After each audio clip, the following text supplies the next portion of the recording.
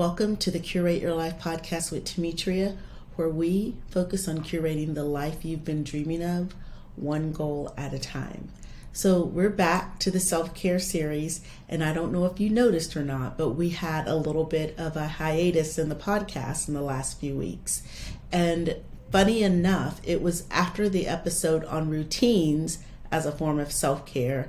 And in that episode, I talked about this podcast being a routine and the fact that it wasn't a perfect routine, but it was a routine. And then I paused that routine. And it was actually self-care for me because I was coming off 2 weeks of go for the rodeo. And I had a big vacation coming up that I needed to prepare for. And I had a short window to prep for that vacation. So I made the decision that what I really needed in that moment was to be okay with not recording the podcast for a few weeks. So there was the hiatus. But I'm back and I am ready to pick up the conversation on self-care that we've been having.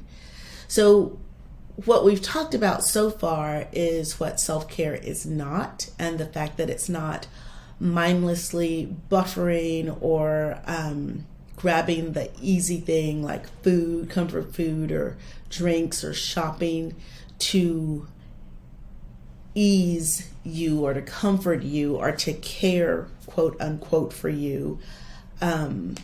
That's not self-care, right? That is kind of like putting a Band-Aid on the problem and not really taking care of yourself in a real way.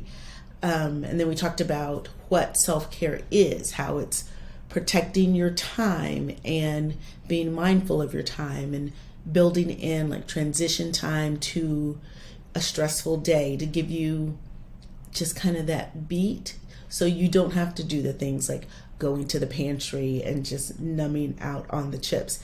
And these are different episodes that you can go back and listen to in the series. But we talked about how your environment and curating your environment can be a form of self-care. Because your environment, everything around you, the people around you, the space that you're in, has an effect on you. It has an effect on your mental health and on your physical health, and it affects the way that you show up in life. So having a curated environment is a form of self-care. And then I had Dottie Posto, a fellow coach and friend, join me to talk about how addressing and managing stress is a form of self-care. And she gave us some tips on how to first be aware of stress and the levels of stress that we're dealing with, and then how to physically process the stress. And then finally, I talked about routines and how building healthy routines is a form of self-care. And now I want to talk to you about your mindset and how managing your mind and being very intentional about what goes in your mind, the amazing processor that you have. Think CPU and computers. Your mind is your central processing unit. So you should be very intentional about what you put in or what you upload, if you will, into your CPU. And you know that old saying, garbage in, garbage out. I actually have an episode of the podcast called Garbage In, Garbage Out. And it's a good one. You should go back and listen to that one. It's episode 45 in July of 2023. But my point here is being mindful of what you feed into your brain is self-care. Think about it this way.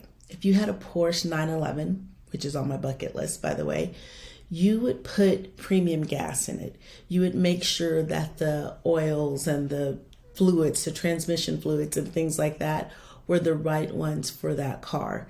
You would make sure that you had the proper tires on that car. You wouldn't just take it to any mechanic down the street. You would probably take it to the dealership. So everything that went into that car was exactly what it needed. So why would you not make sure that you're putting premium information and stuff into your brain? And this goes beyond the news and social media and things like that. I'm talking about the people that you talk to, the conversations that you have, the things that you read, the podcasts that you listen to, your entertainment, everything. And this is where I could go on a rant about reality TV, but I'm not. But I will go off on a little tangent in reality TV and why we watch other people's misery and angst for entertainment. And I have to hold my hand up and confess too, not that long ago, and really especially during COVID, my Friday nights were a toss-up between Dateline and 2020. And it would depend on like who had the juicier case. And then I thought about that, and I was watching people talk about somebody's murder or death or disappearance. And that was my entertainment on a Friday night. Someone else's misery and pain. What the hell? Why? That was not feeding my brain or my soul. So I stopped, and I am much more mindful and thoughtful about what I watch or what I'm tuned into, even if it's just in the background or if I'm just vegging out. I am really more intentional about what's on my TV, or I turn it off and I turn on music and make sure that I am putting quality stuff in my brain. So being mindful about what you put in to your brain is a form of self-care when it comes to your mindset. And another way to practice self-care when it comes to your mindset is making it a regular practice to examine your thoughts. And one of the best ways to do that is journaling. But you can also just make it a practice to notice what you're thinking and to question if that's what you want to think. And I'm about to share something, and I may blow your mind with this, but your thoughts are optional. You can choose to think differently about things, everything, anything, all the things. What? Yes, I promise you, your thoughts are optional. And I know I've touched on this and talked about how your mindset is something that you shape and control. But I want to talk to you more about it today and tell you why really being aware of and intentional about your thoughts is possible. It's an option that is available to you, and that is definitely self-care. So think about it. Your thoughts are your constant companion.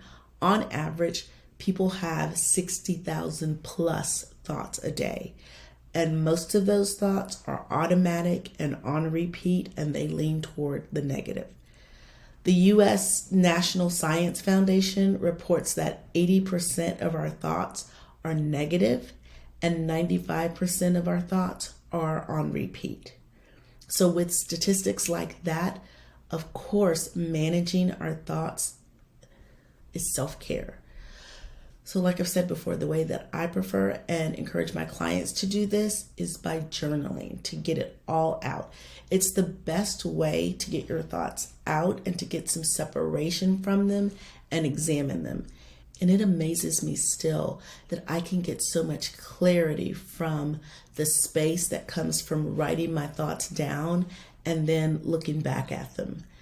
When you do that, when you have that space and you begin to examine those thoughts, you can decide if those thoughts are serving you, if they're enhancing your life. And if they're not, you can ask yourself, what do I want to think instead? And yes, you can decide to think something different. And I'm going to give you a very simple example that I've used before. So scenario 1, your alarm goes off at 5 o'clock on a Monday morning, and it's the beginning of another work week. And you think, I hate Mondays, traffic is going to be a nightmare, and this is going to be a week from hell. You feel dread, and you hit the snooze button several times just to delay the start of your day as long as possible, making you late. Scenario 2, your alarm goes off at 5 a.m. on a Monday morning, and it's the beginning of your vacation. And you think, I'm so excited about spending the next week on the beach. It's going to be so relaxing. And you feel excited and you jump out of bed, raring to go as soon as the alarm goes off. The driving factor in what you do in response to the alarm going off is what you're thinking and feeling about the day ahead of you, not what you're thinking about the actual alarm going off. Or we can look at it another way. What about that thought? I can't do that. Whatever that may be. What if instead you thought, I can learn to do that, or I can try that, or I might be able to do that? Because the possibility of you maybe being able to do something, or the reality that you can attempt to do pretty much anything, is just as plausible as you not being able to do it. So why not think that instead of automatically going to the I can't? What about the what if, or the I can try? You can switch those thoughts. So the best way to identify those thoughts, because most of the time they're running in the background and on a loop, is to sit down with pen and paper and just do what we call a brain dump. You don't edit, you don't judge, you just let the thoughts flow. And there's so much research and science behind the benefits of journaling that I'm comfortable saying that even that step, just that step of journaling, is self-care. But when you sit down and you just let your mind go and your pen flow, was what I like to say, it's like cleaning out the closet of your mind. Have you ever gone into a closet and come across something that you didn't even remember was in there? Something that was maybe valuable or important? Or the opposite, something that you put in there years ago and you open up the box and you wonder why you went through the trouble of keeping it?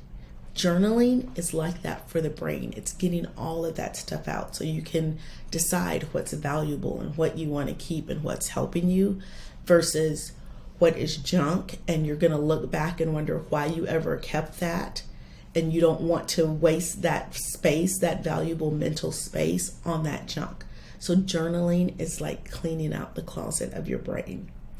And even if you don't always go back to examine those thoughts, just getting them out of your head is a relief and a help and a step forward. And I advise clients who have what I call the busy brain at night when they're trying to sleep to do a brain dump and literally put those thoughts on the nightstand. And just getting that out helps them get some peace of mind and helps them to be able to sleep. And finally, investing in a coach to help you with your mindset and to help you get clarity and to sort those thoughts out is self-care. Having someone with an outside, objective perspective takes the self-care aspect to the next level. And even as a coach, I have a coach. I have someone who can help me sort things out because I am still human. I have a human brain. I have those 60,000 plus thoughts on repeat. And I do journal, and I am able to kind of take that step back and look at them.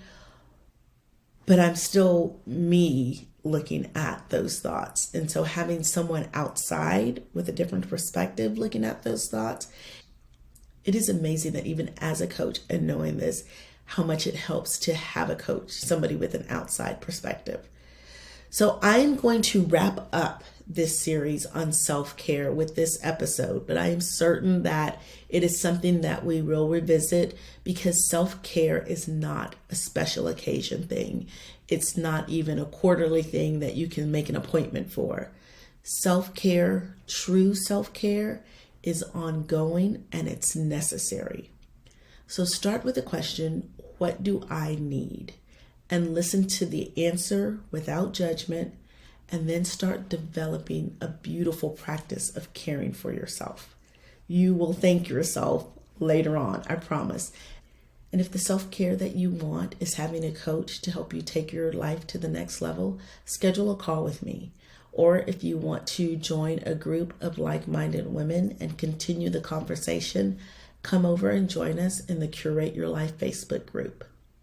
Until next time.